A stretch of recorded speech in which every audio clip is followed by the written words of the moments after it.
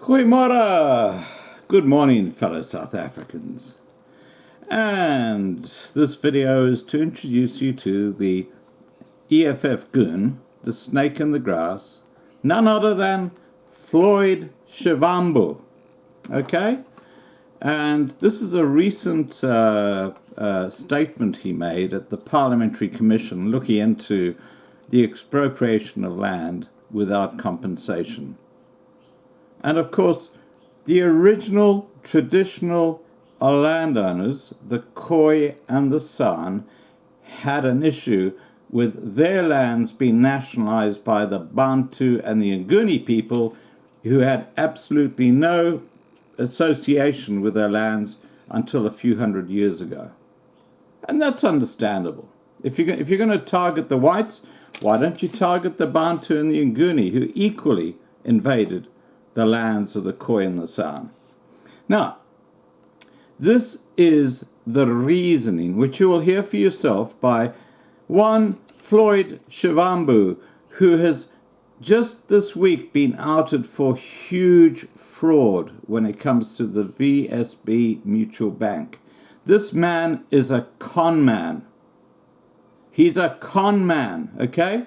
Get it? He's a con man, and he's now trying to con the Khoi and the San out of their lands for his own benefit. That's how this goon works. This is what he says, and I've written it down. Which part of South Africa do you say is rightfully belonging to the Khoi and the San people? And why the need to satisfy indigenous Africans? The Khoi and the San say the Africans cannot claim this land. There is a narrative that we are not the same indigenous people. Well, guess what, Goon, Floyd? You are not. The Khoi and the San are as different to the Bantu and the Nguni tribes as the Chinese are to the Indians in America, or the whites to the Aborigines in Australia. You are two totally different tribes. You guys invaded their lands, and now you're trying to expropriate them without compensation. That's bullshit. I'll link my video below where I explain the early history of South Africa, and I'm a historian, so I know what the hell I'm talking about, okay?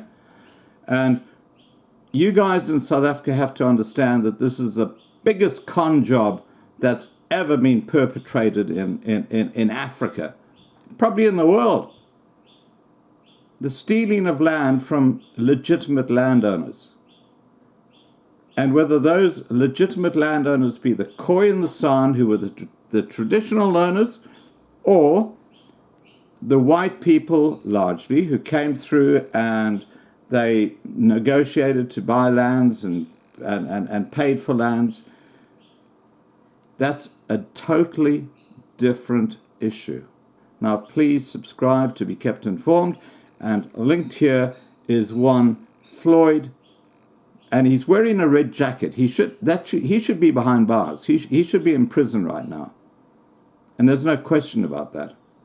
But because he is politically connected, it's not going to happen, I guess. That's the state of South Africa today. It's a first world country. It's no longer a third world country. It's gone to the dogs. And ask any South African about their electricity supply, the water supply, the sewerage issues, the things that are going cactus in that country, and you'll understand what I'm saying is right on the money. Okay, here's the video. I've had my rant. All right. So, Honorable, was it Shivambu? Yes.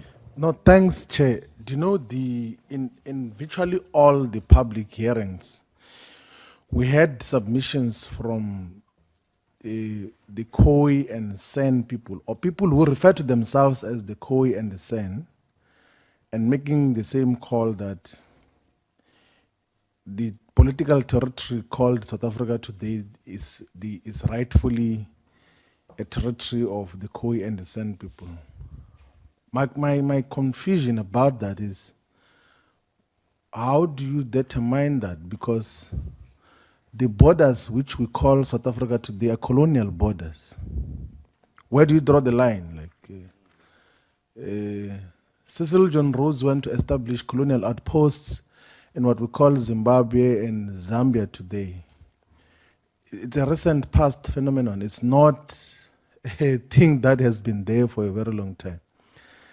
Just which part of South Africa do you say we should, or if the argument sustains, is rightfully belonging to the Khoi and the San people? And why the need to want to break down or to stratify indigenous Africans and say, no, we are not, because in many instances, it may not be you, Mr. Williams, but in many instances, the submissions that came from the Khoi and the San, they were saying that even the population that we refer as Africans cannot claim this land.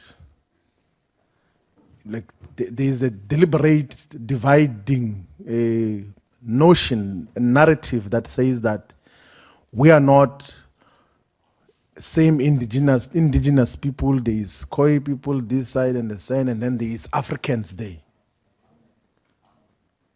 I want to get to understand that notion of where does it come from and where do you draw the line in terms of all of those issues. Can we please then get that in terms of the clarity, because it then deals with the land question, so that when we deal with these issues, we're able to factor that in. But also, I check quickly, I'm honestly interested in terms of what practically do you want us to do as this legislative body in terms of what you say is non-recognition of the Khoi and the San people. What practically should we do? Should we change the constitution? Which section to deal with that? Should we pass separate legislation? What practically is to be done? Honorable Williams, it's another question that is not part of the subject. So please don't answer that one. It's going to take our time. It's a long debate. Honorable Mulder. I'm going to try my best to ask a relevant question. I'll pray for you. No, I thank you, Chairperson. I want to thank Mr. Williams for a very interesting presentation. If I may ask, the slides that you are showing is not part of the presentation that we've got. It would be very nice if we could get a copy of what you've got there, if possible. Now, the question I would like to ask, it's quite clear from your presentation that you don't see land only as economic commodity. You see it as more than that, something that can belong to a community. And then you refer to section 25(7) of the Constitution, and you suggest that that should be scrapped.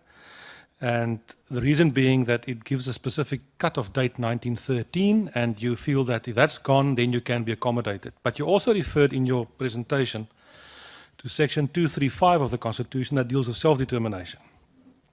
And section 235 specifically says that it should be implemented in terms of national legislation, and that national legislation has never happened in the last 24 years. Don't you think, in terms of what you want, because you're being asked in terms of alternatives, that what you need can be addressed by way of that kind of legislation in terms of section 235 instead of an amendment of section 25? Thank you. Honorable Williams. Thank you very much, Chair. There's a very curious question, which part of South Africa are we're looking for? I think when we started out, Chairperson, we were abundantly clear that there is this paranoia when the Khoi San community begins to exert themselves in terms of who we are as a cultural community and as an indigenous African community, for that matter. There is always, from our fellow indigenous African people from Nguni Bantu origin, there is this frenzy that we want to dislodge them, which means we want to chase them out of the country, and we are saying that they are not part of this country. Now that's a very unfortunate perception or notion or understanding of what we are talking about. It cannot be. We are very clear that we know that we've got family who are from the Bantu community, from the Nguni community. It would be absurd to try and come to a conclusion that this land, South Africa, exclusively belongs to the Khoi and the San community. So we want to be absolutely clear that we are not part of any of those discussions. Yes, we know there are radical people out there in the Khoisan community, as in every organization and every community, that says that the Bantu and Nguni people just came in here to take the land, right? We are not part of that conversation. We are part of the conversation that says South Africa must be honest with itself, and in the Constitution, let's talk about the practical stuff, that in the Constitution, in particular in Chapter 1, must recognize that the Khoisan is the First Nation. So that's what we are asking this portfolio committee to do, and we're asking Parliament to do. That is the responsible thing to do. If this government is as responsive to the cries of the people as we have seen during the hearing, it's the responsible thing to do, to recognize us as the First Nation people. And we're saying First Nation does not mean number. It doesn't mean that we are saying that we are first. It's undisputed that we are the First Nation. There's nobody that can dispute it. Nobody can ask when whoever came to the most southern tip of Africa, who they found here. It is clear there's empirical evidence, and the history that is written, most of that history has not been written by us, and there's argument that history has been written by colonialists, and it is true. But there's enough proof, there's DNA proof that we've got that clearly locate us with amongst the Khoi and the San community. So we don't want to be part of the people that want to bring a wedge between us as indigenous people. All right. We think that it is unfortunate that there are people like that, but there's no argument there's no thing in our mind that we are arguing against indigenous people of Bantu and Nguni descent.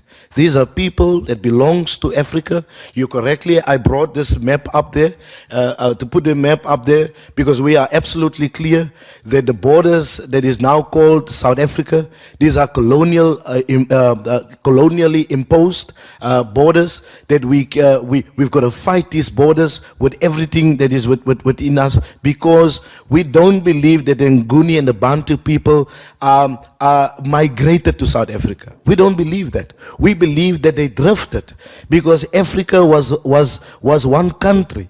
It was not a continent, it was a country. So we're clear in terms of that. I hope that that answers. And then maybe, Chairperson, I just want to conclude with this. You keep on hearing, in particular from the EFF. The EFF talks about African. All right? The ANC also made, we think, also made a very big mistake. Because the ANC talks about, especially in the Morogoro conference in 1969, talked about blacks in general and Africans in particular. And EFF also talks about Africans. And when they talk about Africans, Chairperson, they refer to Africans as people who are from Nguni and Bantu descent. Now that's it's an unfortunate statement that we have derived, and we have come to a place where we have dislodged a very integral part of the indigenous African people, which is called the Khoi and the San people, when we refer to Bantu and Nguni people exclusively as Africans. We've got to revisit that. It is a mistake. This country cannot continue with what we call racial categorization. We are saying, Chairperson, racial categorization is perpetuating racism. For as long as we put people in boxes of white and black and colored, that's how long we are perpetuating racism. We are the First Nation. You are asking who we are. We are your father and we are your mother. You are coming from us. That's who you are. You are our children.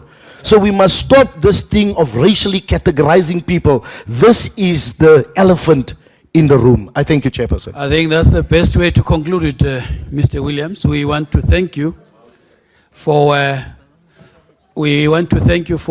making your time and appear before the committee.